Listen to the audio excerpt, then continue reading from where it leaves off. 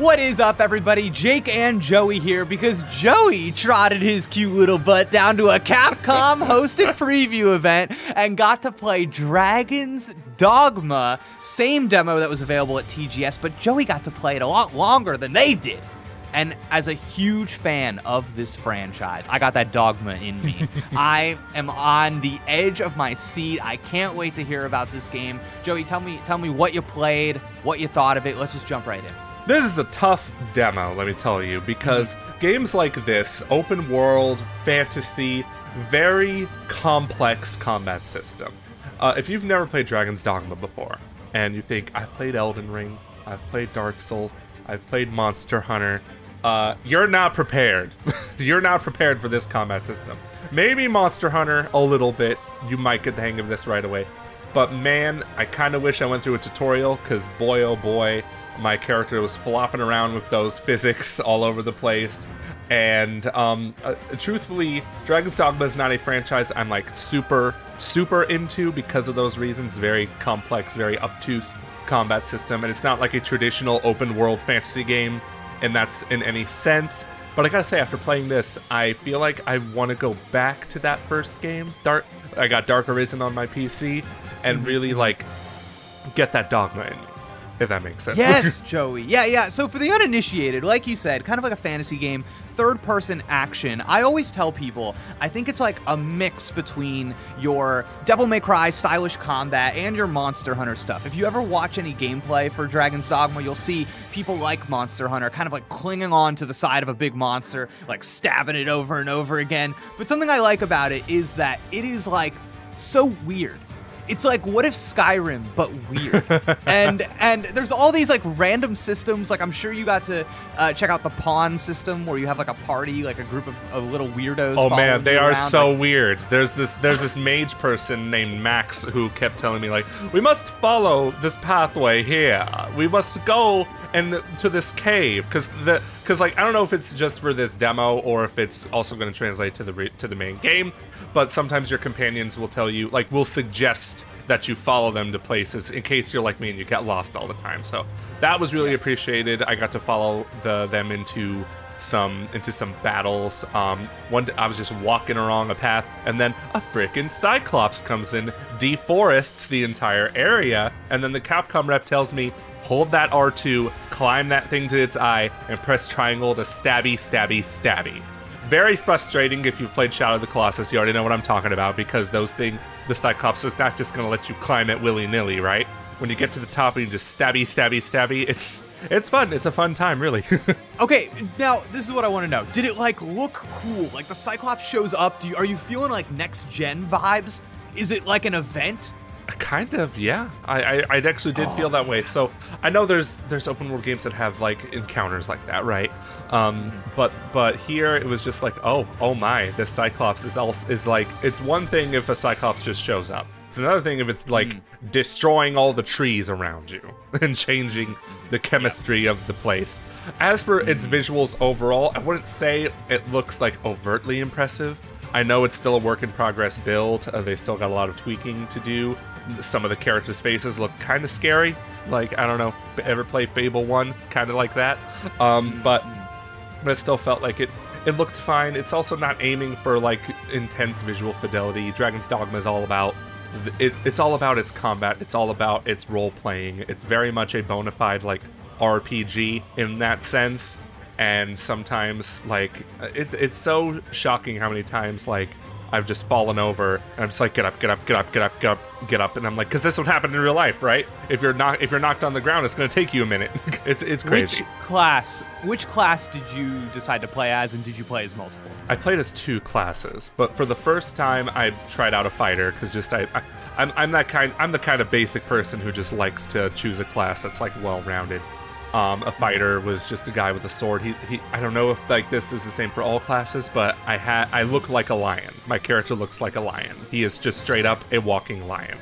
And it was sort of the basic sort of combat you'd expect from a sword and a shield. You hold this button to to like raise up a shield, but then you hold L1 and you get more special skills like the stabbing for one that's like a dedicated button. There's a jump slash. You can, I don't know if this was a thing in the first game, but you can grab enemies and just throw them. So fun to do that, especially if you're just fighting those little goblin dudes and just like, hee, I'm gonna kill you. And then I just grabbed one and then threw it on the ground and then just died. It was excellent. Fantastic. Yeah, and this is kind of why I think I really jived with the original Dragon's Dogma, because so many of these like big fantasy open world RPGs, they focus so much on the role-playing elements, and I assume in this game you pressed on the warrior and they like gave you a build. I think normally you would create a character so you can make them look however you want. Yeah. I think like I love the exploring, I love the role playing, but Dragon's Dogma is like you're gonna have like fun and creative fights, and that system you describe of having like a hot bar almost, of like you hold a bumper and then you press a button and you do a special ability. That kind of gameplay has always spoken to me, and the warrior, they kind of have maybe like more basic abilities, but I'm curious to know what your other class was, because I know I loved doing magic in the original Dragon's Dogma because they got it got crazy.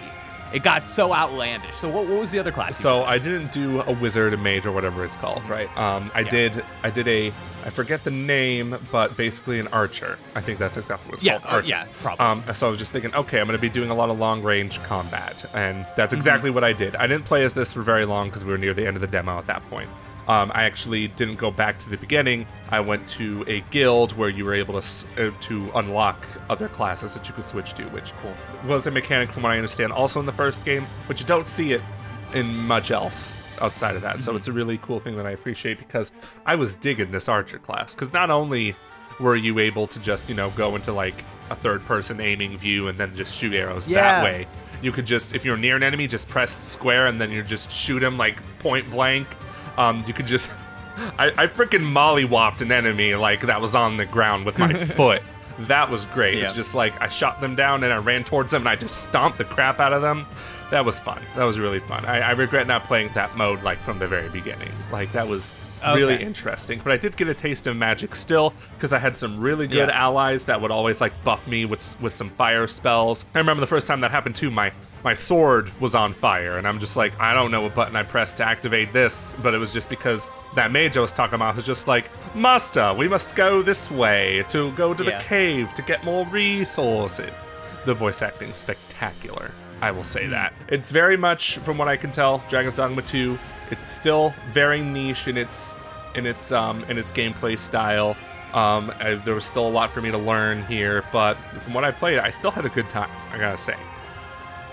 Yeah, I think it's fun to, and it sounds like you experienced this, in the same game be like, okay, I understand what I'm doing, I've got my sword, I've got my shield or whatever, I'm climbing around, I'm stabbing the guys, but then in the same game be like, okay, now I've got a bow and arrow, and I'm like doing third-person shooting, and I'm just like aiming and like taking people out. Like I always thought that was a really fun element in the original Dragon's Dogma that is always fun in these fantasy games. Joey, I'm kind of curious about, maybe this is like a silly question, but I'm curious about like at this event, you often have like PR people walking around, kind of circling the joint, saying that were there things that these PR people or Capcom themselves kind of like focused in on and were like, this is a big element of the game. Like, here's something I want you to talk about or know. Because so much I look at this game and I go, man, Dragon's Dogma 2 looks like an elevation of the first game. I think I get it. I'm not really sure what their push is in terms of big new shiny sequel. That's a great question, because I don't really feel like there was any particular thing that they wanted me to focus on. They just told me like, okay, well, there's 3 different waypoints in the demo. You can go here and you can go there, back to the town, explore the town, which I thought was fine. There wasn't really any objective there. Some guy stopped me and said, hey, I need your help. Can you please deliver this letter to what's-his-face up in what's the town? And then I had to wait for an ox carriage to show up and like sort of fast travel. And then as I was fast traveling that way, the cart was actually stopped by goblins. And then like the screen fades to black when fast travel's in progress. But then it unfaded when the thing was caught at night. And yeah, it was nighttime at that point. And I know you made a big deal about nighttime. I didn't play nighttime too much. This is like the one time I did it. I was trying to get my lantern going, but I forgot the button combination to do that. So I was just swinging my sword around in the dark like a maniac. It was, yeah, I preferred to play at the daytime. Only because the Capcom offices were brightly lit and there was no way I was going to see it there. Yeah, those crazy Capcom people, they always want to be able to see. They hate shadows, you know what I mean? They just want to see everything. What's the deal with that? But yeah, for the uninitiated, in the original, nighttime, it was spooky, it was scary, big monsters come out, and it's actually hard to see, so your lantern is important. Really like changes how you think about like how far you're gonna go in a day, if you could make it to the next waypoint, that kind of stuff. I'm so curious about, and I want to know if you heard anything about the multiplayer connectedness of the pawn system. One of the big attractions, I think, to the original game was, and this is still the case, you can pick this game up on Nintendo Switch right now, it's on sale all the time, and not only do you create your character, but you also create your pawn, who's like your little party member who's with you all the time. And what's really cool is that I can go online, access my Switch friends list, and be like, oh my god, I'm gonna download Joey's pawn, and now he's in my party too. And now, so you don't take your character over, you take their little buddy. So like my pawn in the Nintendo Switch version of Dragon's Dogma is Gritty. I made a big red Gritty guy, and I gave him a giant stick. And now, a ton of people on my friends list are like, oh my god, Jake, Gritty got me through some big boss fights in Dragon's Dogma, dude. You know, did you hear anything about this system? No, I didn't. But I gotta imagine they're sticking very close to everything that made Dragon's Dogma 1, like, fun. Everything I've been telling you, like, from the class switching to just the climbing of enemies, from what I understand of it, because it's been a very long time since I played the first Dragon's Dogma, that was all in the first game. So in a sense, this kind of does feel like a safe-ish sequel, but you know, people have been waiting for Dragon's Dogma 2 for God knows how long. I've been hearing this in the community, like, Dragon's Dogma 2, Dragon's Dogma 2, when's it coming out, when's it coming out, when's it coming out? And they announced it last year, didn't they not, at the Capcom showcase or something? Big win, big get. My goodness, it's kind of cool that we're already like pretty close to the game's release, which I'm actually trying to look up because I don't remember when it's coming out. When's it coming out, Jake? Do you know? I was gonna ask you. I don't think they've said. I don't think so either, but the fact that they have a demo this close makes it seem... That's why I wanted to ask, because I was like, did you get a sense of like how near completion we were? Because I did not see this game coming until like I thought late next year, and now I'm starting to think maybe that's a big dumb assumption. Well, I just looked it up, and Steam says it's to be announced, so there's no release date for this yet. But I gotta think, the game's in a playable state. The build I played was not very glitchy, which is surprising, I feel like. So I gotta think it's sometime next year. I feel like I don't know anything about game development, but yeah. You're right. What did you play it on? PS5 development kit. I think this game's close. It's pretty close, I think. Oh, okay, cool. Okay, man, that's exciting. Okay, as we kind of turn the corner, wrap things up here. Dragon's Dogma 2. Joey, anything else from this event that you experienced, want to share? Anything that might be in the... I assume footage is playing. Yes. Anything you might want to highlight? I fought... The first thing I did was fight a griffin that just showed up. It just showed up. It was just there. Excellent. I even had to restart the demo at some point, and it showed up again somewhere else. But I was way underpowered to fight it, but I still fought it. I was just like, we're going to take this thing down. It's got 17 health bars. Not really. It's a lot of health bars, though. But then it flew away, because I was like, yeah, you better run. You better fly away. You can't fight us. It knows it was no match for us. I'm going to ask you a question now that... Thank you so much for watching this preview. All the normal people, you're allowed to go now. Okay. This is for the Dragon's Dogma Elite. All right, so here's a little lore for you. The original game, in its original release, it had a theme song that was like this crazy anime theme song. Have you ever heard about what I'm about to say? No, I didn't hear any Joey, anime theme song. This theme song was the coolest thing ever. I used to sell people on playing Dragon's Dogma by being like, here's the start screen. Tell me you don't want to press X. And that's what it would be. And then in the re-release, in Dark Arisen, they took it out. They changed it. And it was very sad. It was very sad. My question to you is this. Did you pick up anything that you felt was a little anime? That's the thing, not really. I feel like they might have... this is a demo, of course, but I feel like they might have toned down the anime, like, a little bit. I kind of felt that in the first one too. Yeah, I felt like a lot of like the actions that were being used was just like insane in that regard. But yeah, they might have toned down the anime a little bit, but I don't know. I played a very small slice of what I imagine is going to be a very huge game when it releases.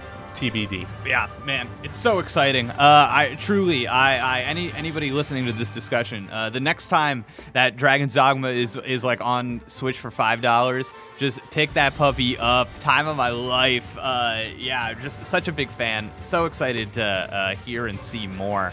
I hope that in the future we hear more about like new features and new just like things that they're trying to do to not only get people like me in to be like, here's how we're really like elevating Dragon's Dogma, but also to maybe pull some newcomers in with some. I feel like Capcom's on a streak lately. Yeah. And they're just and they just have like banger after banger. So if we could somehow get Dragon's Dogma 2 in that banger tier, because you know there's still like the Exoprimals. You know, there's still the what is it, Ghost Tricks. You know, I know people love that. I know it's a critical darling, but it's not a Resident Evil. Right. It's not a Street Fighter. If I could get Dragon's Dogma up there somehow, I would do anything. So anything you say. Let's test that anything, theory. Joey. Thank you everybody for tuning in to this Dragon's Dogma discussion. If you check it out on Nintendo Switch, tweet at me at Jake Knows It. But otherwise, leave a comment below. Tell us how you're feeling about Dragon's Dogma 2. If you want to hear more, what questions do you have about the game? Maybe we can get them answered for you. But until next time, we'll see you around.